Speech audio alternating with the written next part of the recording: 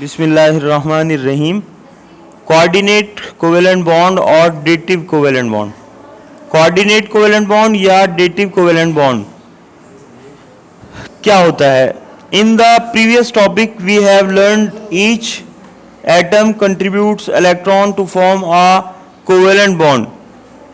साबका टॉपिक में यानी कोवेलेंट बॉन्ड में हमने ये सीखा था कि एटमों में से जो एटम बॉन्ड बनाते हैं वो सब इलेक्ट्रॉन्स की शेयरिंग करते हैं, यानी एक एक इलेक्ट्रॉन जैसे या दो इलेक्ट्रॉन या तीन इलेक्ट्रॉन दोनों एटम जो बॉन्ड बना रहे होंगे वो शेयर करते हैं। लेकिन वो कहता है however covalent bond can be formed between two atoms even when only one of the atoms contribute both electrons constituting the covalent bond. वो कहता है ताहम कोवेलेंट बॉन्ड जो है तब भी बन सकता है जबकि इलेक्ट्रॉन का जो पेयर है, शेयरिंग पेयर, वो सिर्फ एक एटम अगर जो है वो कंट्रीब्यूट कर दे, एक एटम जो है वो इलेक्ट्रॉन पेयर को जो है वो शेयरिंग के लिए पेश कर दे, तो तब भी कोवेलेंट बॉन्ड बनता है। समझ आ रही बात? तो वो कहता है कि such a bond is called as a coordinate covalent bond और डेटिव बॉन्ड। ऐसे कोवेलेंट बॉन्ड को जिसमें इलेक्ट्रॉन का पूरा पेयर कोई एक एटम ही जो है वो क्या कर दे, डोनेट कर दे। समझ आ रही बात? या यूं कहिए कि एक एटम ही पेश कर दे, दूसरे एटम को इलेक्ट्रॉन शेयर करने की जरूरत ना हो। समझ आ रही बात? या उसके पास ना हो और एक ही एटम जो है वो इलेक्ट्रॉन के पेयर की क्या कर ले, शेयरिंग कर ले, तो ऐसे बॉन्ड को कोवेलेंट बॉन्ड या डेटिव बॉन्ड कहते हैं।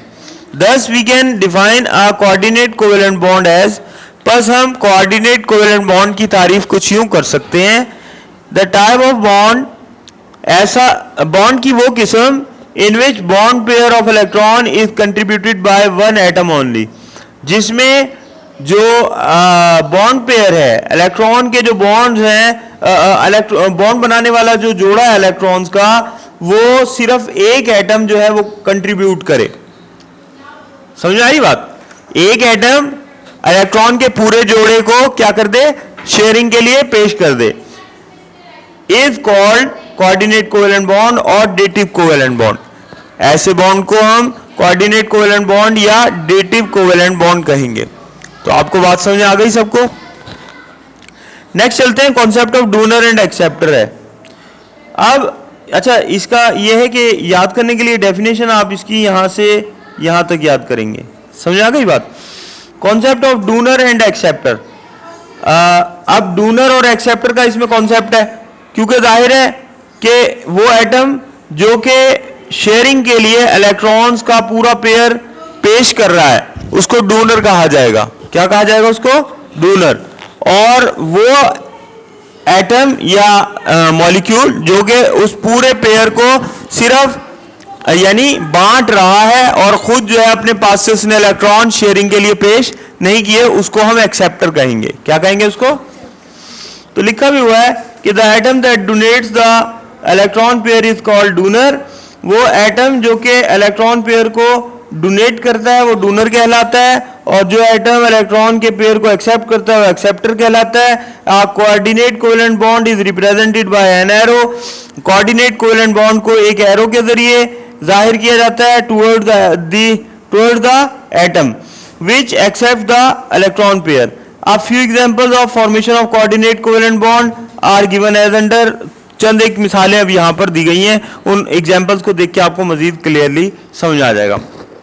मसलन रिएक्शन बिटवीन जो है अमोनिया एंड हाइड्रोजन क्लोराइड है। अमोनिया और हाइड्रोजन क्लोराइड के दरमियान अमल, इधर गौर से समझिएगा, एक ही एग्जांपल समझने के लिए काफी होगी। The reaction between ammonia and hydrogen chloride involve the formation of a dative bond. वो कहता है कि अमोनिया और हाइड्रोजन क्लोराइड के दरमियान जो बॉन्ड फॉर्मेशन है उसमें डेटिव बॉन्ड पाया जाता है। Between nitrogen atom in ammonia containing lone pair of H+ ions from HCl and H+ ions from HCl। वो कहता है यानी अमोनिया में नाइट्रोजन के पास दो इलेक्ट्रॉन जो है एक्स्ट्रा हैं शेयरिंग के लिए, और H प्लस आयन जो है वो ये किसको यानी दूसरा कंपाउंड कौन सा है, हाइड्रोजन क्लोराइड। हाइड्रोजन क्लोराइड से एक H प्लस आयन जो है ये ले लेता है। अमोनिया की इसने फॉर्मेशन ज्यादा बेहतर नहीं दिखाई, इस H को नीचे दिखाना चाहिए था। समझ आ रही बात।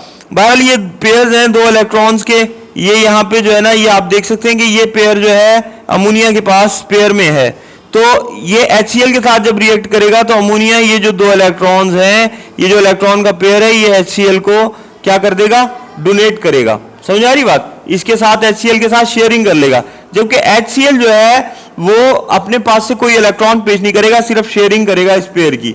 तो इस तरह से बन जाएगा NH4, क्योंकि 3 तो अमोनिया के हाइड्रोजन एटम्स पहले ही थे साथ जुड़े हुए, एक H ये HCl वाला आ गया तो ये क्या बन गया, NH4 बन गया।